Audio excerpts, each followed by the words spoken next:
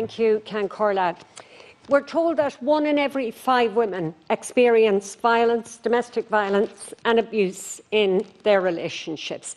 Now, that's an absolutely gut-wrenching statistic, and if we really think about what that means, then the eradication of domestic violence needs to be right up there on top of our agenda.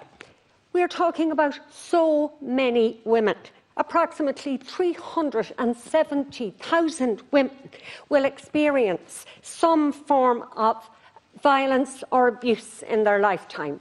That's the population of Sligo Leitrim, Roscommon, Donegal and half of Mayo. And if we consider that probably as many children will be also in the same position, living in homes where coercive control and domestic violence is to be found, then we see the incredibly negative impact on their lives and the heartbreaking impact on their lives, as well as the negative societal impact.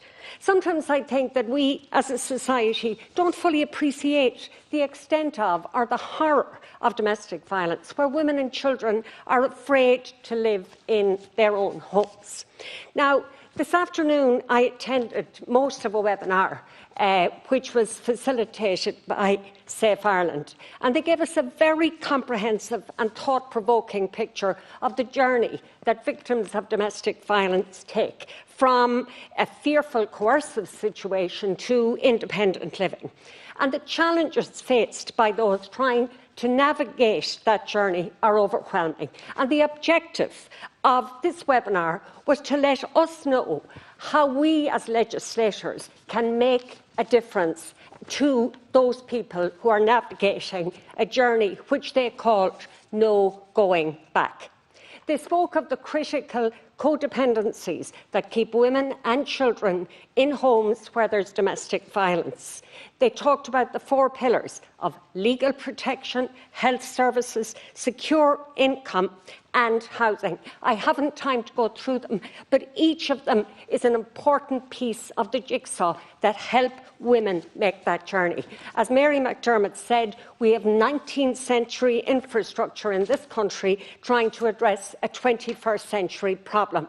And that's why, Minister, our response must be comprehensive, coordinated and resourced. I heard the Taoiseach earlier speak about different government agencies and audits that are ongoing. That's fine, but we should be well past that point. The problem is immediate and massive. And speaking of 19th century infrastructure, on too many occasions I've had to raise the issue of the fact that the constituency I represent, Sligo Leitrim, North Roscommon and South Donegal, does not have a domestic violence refuge.